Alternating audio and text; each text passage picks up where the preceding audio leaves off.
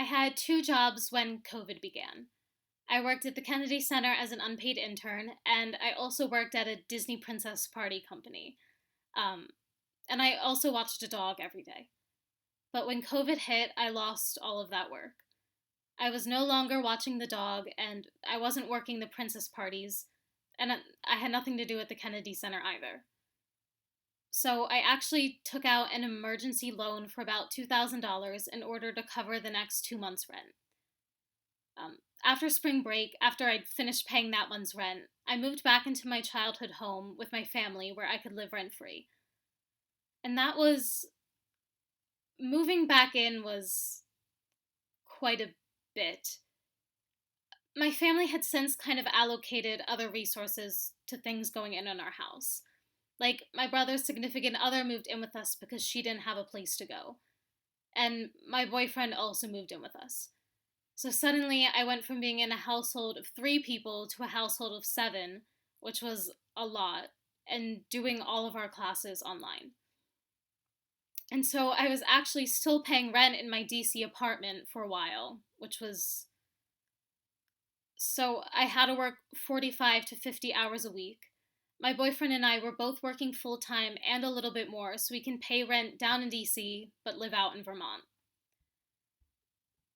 I'm trying to figure out whether or not I'm going to be going back to DC, trying to find work there, if there's any work there, or trying to find a sublet again for the spring.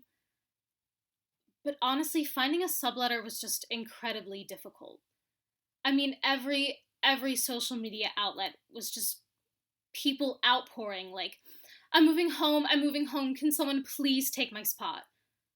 And I still know people who to this day are still looking for people to take their place in the sublet. But just trying to navigate that when we're all college students who've lost all our work and have no idea how to deal with this was very stressful. A lot of hard conversations were had in our house, with all of us just trying to figure out who could do what, who could make it, paying utilities and stuff like that. Every dollar was very strained for a lot of us. So then, hearing things during COVID like, oh, the government's gonna allow you not to be evicted, I was like, oh, thanks. That's the least a person could do, not being evicted. Yeah, I still have to pay all this money, but they're not gonna evict me. Thanks. That was definitely just one of those things where it felt like they were like, oh, we're gifting this to you, this wonderful thing. Here you go. And I was like, oh man, thanks. I'm not gonna sleep on the street. I'm just asking, like, who is this benefiting? Every person is different and has different needs, and that needs to be recognized. There's inequality in the system, I think, in the government's eyes especially. They think of inequality in the sense that, all right, we'll give everyone who meets these randomized standards, this arbitrary thing, we'll give it all the same amount, and everyone's equal. Like, no, that's not equality at all. Everyone needs their own things.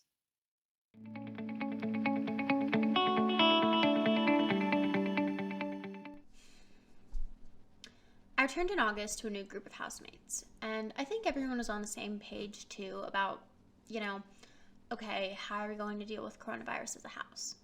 So we established some basic house rules, like everyone gets 1 or 2 friends that are allowed to come over, like pretty much whenever, like no questions asked, they can be here without a mask.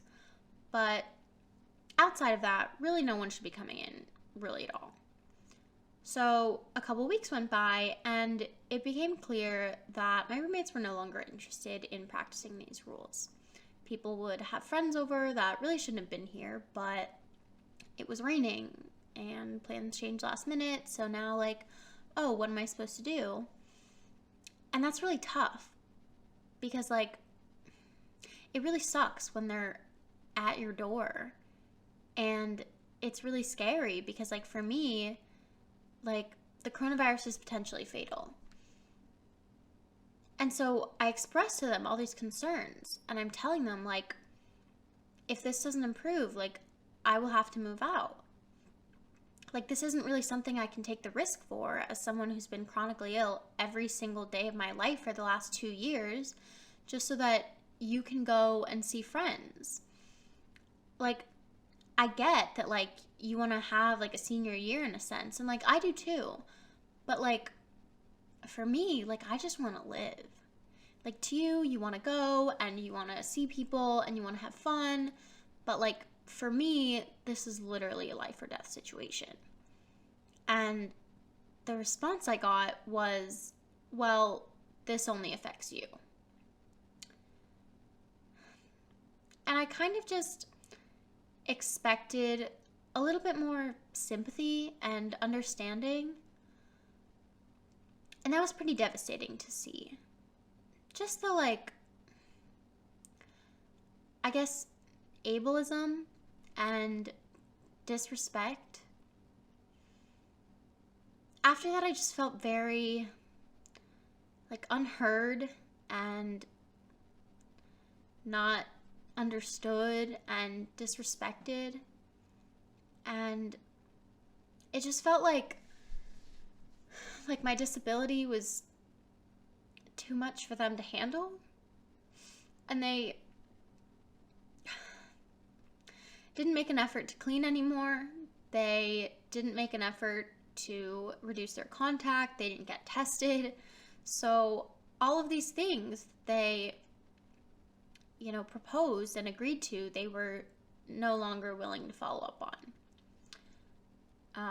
And so at that point, it became clear that I needed to move out.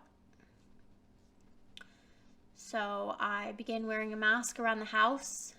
I had to quarantine, like, all of my dishes, all of my silverware, all my cleaning supplies. And it just became very difficult because there's no way that I could, like, isolate myself from them or their contact. And it was very frustrating because, like, I should be able to come home and not have to worry, but in reality, the situation made it so that I would come home and it would be the first thing I think about. Like, okay, like, I absolutely need to be wearing a mask because I have no idea who's in my home right now. And there was no way to tell them, like, this is what I need, because I had already done that like 2 or 3 times and nothing ever seemed to get through. So I decided to go on a run, and I get a text from one of my roommates saying that they are going to have out-of-town guests stay with us soon. And I was like, okay, well, I guess I'll move out that weekend then. And my roommate texted me, like, hold on, I'll read you the message because I don't want to mess it up. The message said, I'm sorry, but I'm really sick of the passive aggressiveness. We literally had an entire house meeting about communication, and since then you haven't spoken to really any of us, and I think we can all be mature and adult about this. So if you have a problem, please share. I'd be happy to address any concerns you have. So at this point, I'm like fully having a panic attack walking back. And I finally get back into my room, and I'm just like hyperventilating, and I start to lose feeling in my face and my hands and my feet and like all my extremities because I'm just like hyperventilating so much. And like my mind obviously starts racing and my heart starts racing, and I finally moved out like all of my things last weekend. So now I'm living with my parents again. But yeah.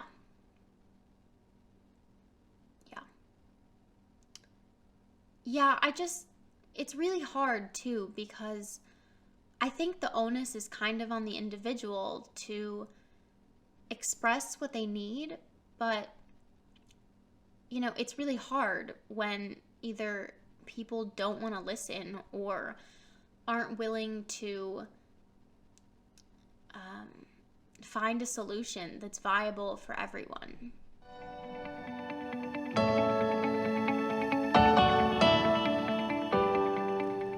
I had originally been planning on signing a lease with 6 roommates, so there'd be 7 of us total. And basically what happened was, when everything shut down, the landlord was pretty much like, it's now or never, sign the lease or don't. And so we signed it, because we assumed we'd be coming back next semester. In March, it didn't really seem that crazy to think that we'd be back by August. So I signed on to live with 6 other people in March, without knowing it would mean 7 people in a 3-bedroom apartment all the time, 24/7, taking online classes together. I hadn't planned on staying here this summer, but when COVID happened, there were less opportunities for me at home, and so I stayed because I was paying the rent anyway. But at this point, I still don't think I would have signed the lease if I had known I would be with just these people all the time. When we found out we were going fully online, it was just this kind of like, well, what do we do now? I mean, most people in the apartment didn't have a desk. We were kind of just like, what are we gonna do? How are we gonna set up boundaries? Like, when can you take class in the living room? When can you be, like, near the kitchen? We all need to find time to eat, but you don't want to walk across the back of someone's Zoom or be distracting. Like, vacuuming is a big thing. You know, finding the time to vacuum. I think that for me, being in such close quarters with other people all the time and feeling like I have no sense of privacy, especially when I'm taking classes, has really affected my mental health, I would say. I had to go home a month ago, I think, because I had to just go somewhere. When you live with so many people in such close quarters, it's like, if one person is sad, everyone is sad, but if one person is happy, then it's like this really infectious thing, but you're just always together.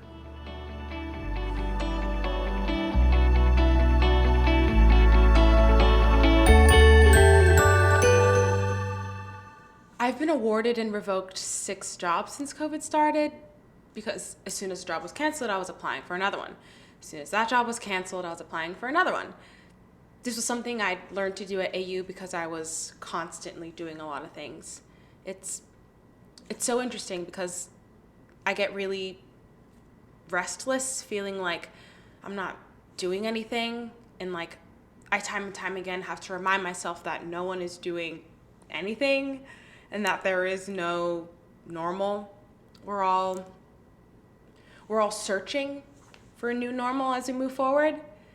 But like the whole wife and 2 kids and a white picket fence and a job, like that is so far from the way that America's unfolding in 2020. We're scraping the bottom of the barrel and being like happy about it because the circumstance is so different.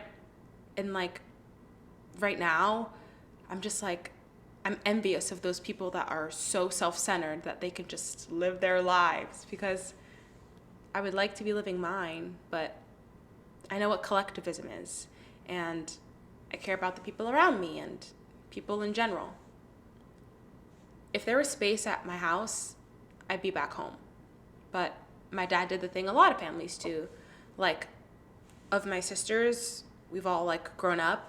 So my dad was like, it's time to sell our big childhood house and I finally get an apartment, right? A year ago, that totally made sense. We're all basically adults now. We don't need the big family house, but if COVID had happened 2 years ago, I would have obviously had my childhood home and I would not be here right now. I would be home with my family the entire time. And I think that's something important to realize for like people our age that are in this weird child adult thing.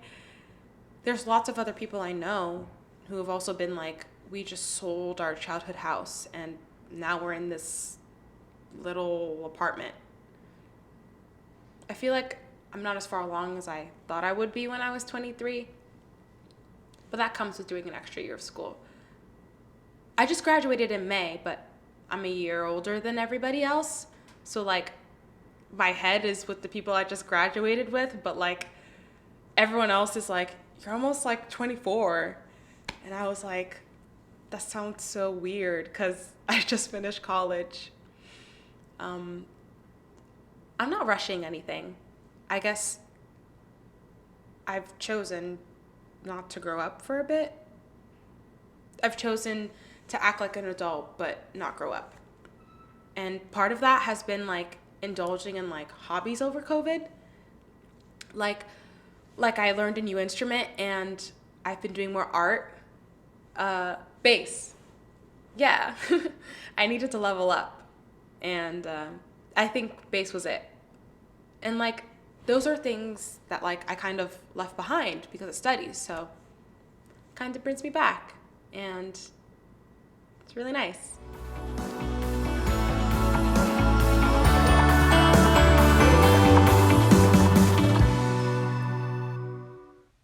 Well, first, I'll say the American dream is totally fucked.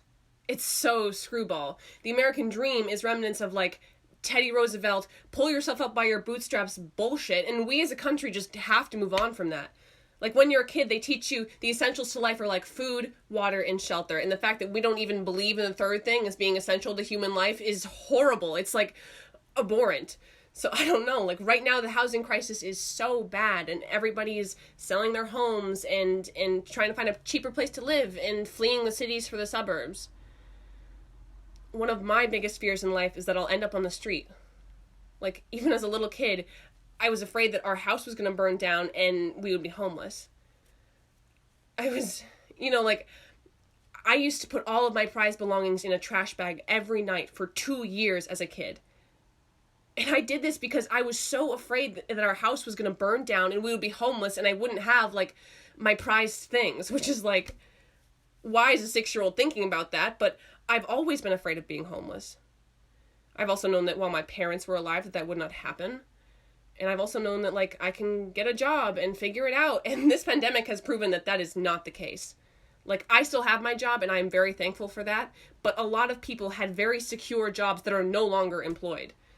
And so I don't know if it was a tweet or a statistic or something that was like, you are closer to being homeless than you are to being rich. And I think the American dream is such that, like anyone can make it, anyone can be rich, anyone can do it. And the fact of the matter is that is not true. So I always believed that like if I worked hard enough, if I reached my goals, if I went to the right college, if I like saved the right amount of money, that I could do anything, I could make it. And that's just not true. So much of it is about privilege and luck and being the right person at the right time.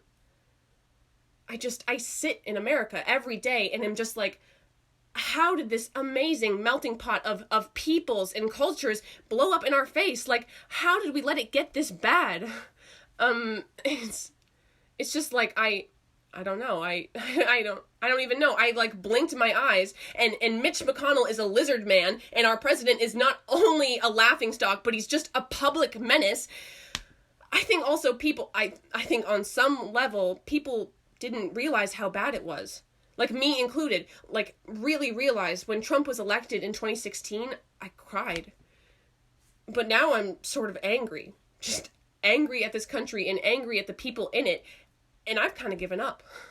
Like, I feel no love for this country. I feel no, like, connection to it. I was born here. I was raised here. Like, I had amazing opportunities as a kid, and yet I feel no love towards it. I harbor ill will.